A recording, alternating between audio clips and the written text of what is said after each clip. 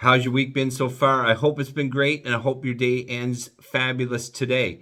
Now, I have people come to me and say, Cliff, what's involved with the process of buying a home? And we're going to talk about that today in buying a home. So, I'm going to give you 5 key tips. Stay around for number 5 because this is a question you need to ask, especially because it could blow your bank and you could overpay for a home if you don't ask this one question. Clifton Quayle, eXp Realty. I've been opening the door to your future since 2007. Hit the like button and subscribe. Join me each week for these important conversations. So what happens in the buying process? You know, you're excited, you're just getting there and thinking, hey, we're ready to do this. So we want to get into a home, we want to get into our own home. So what's the process? And even if you purchased a home before, the market is different right now, so there needs to be some education happen. So what I do is I do right out of the gate, and you need to have a buyer's consultation. In a buyer's consultation, that's where I go over all the documents that you're going to use, and I do that so you fully understand ahead of time before we get into the offering process. Why do I do that? People say, Cliff, why do we do that? Because now a lot of times we're sending you the documents electronically and you're signing them electronically. So you need to know what you're signing. The other thing that you need to understand is what's going on in the market, because in most cases now we're still going into the multiple offer situation, especially in certain price ranges here in the Fredericton or Moncton area. You need to understand the dynamic of that and how that works.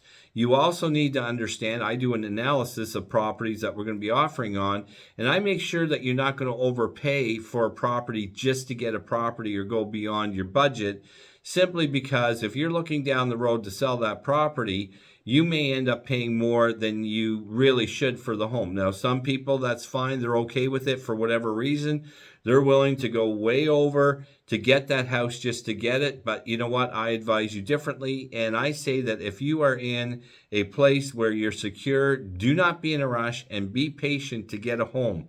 For some of my buyers, it's been 2 years. Another client, we saw the first house, they were able to get it in one showing. The other ones, we did multiple offers. So you've got to be patient. But a buyer's consultation, that prepares you and helps you to understand the process so that you're not rushing in and doing things that you really shouldn't be doing. The next thing that I do in that meeting is I advise you, if you haven't already gone, is go to a mortgage broker. You need to go to a mortgage broker. People say, well, Cliff, why do I need to do that?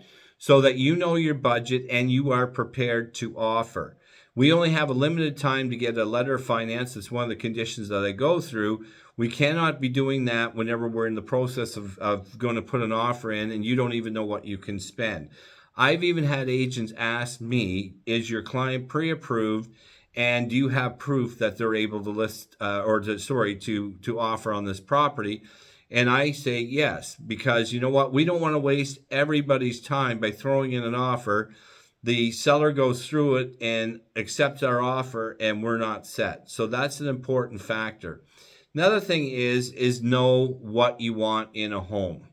Just because the market's tight currently in a certain market process or spot right now doesn't mean to say that you can't get the home that you want. So make sure that you know your criteria. You're buying the home, I'm not. You really shouldn't need to settle if, again, you're patient and we continue to watch the market and we be very strategic for it.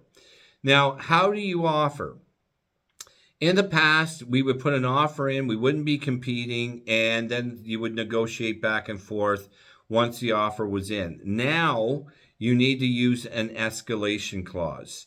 And if you're not being advised on using an escalation clause or how it works, I want to caution you, because in some cases, people are being advised, well, if you're willing to spend this much up here, just throw that on the front page. My question is, why would you spend more money than you need to? Because what an escalation clause is, we put it in under other conditions, and we simply put, okay, my buyer is willing to pay $2,000 above the highest offer up to a maximum offer of, and we go to where we believe, after analyzing the market, what the fair value would be or what it would be worthwhile, so you're not blowing the bank and overspending and getting stuck with a high mortgage and stuck with a home that you are not able to sell for the same return or better later on. So an escalation clause allows you to negotiate right in the offer, because if you don't have that, then they're not going to take a second look. They're not going to call you and say, hey, let's continue to work here, unless you go in super, super high, way beyond. I've used the escalation clause successfully, and I have saved my buyers money in most cases, because we ended up not having to pay out the highest end of what they were willing to do, and we beat out those offers. So it's vitally important. That's a key element. So if that's not being offered to you, hey, you know what? You need to stand your ground and say, hey, this is important to me. The other thing, number 5, the key question, if you're not being advised with this, a key question is this: am I competing for this home? I have seen people who have gone and offered and heard of buyers who are going and offering, they're putting in the highest they can above asking price, and they're not competing. You know what? You don't need to do that. If you're not competing, you can go in, and this market tends to be the trend that you'll go in at asking price, bare minimum, and you offer that.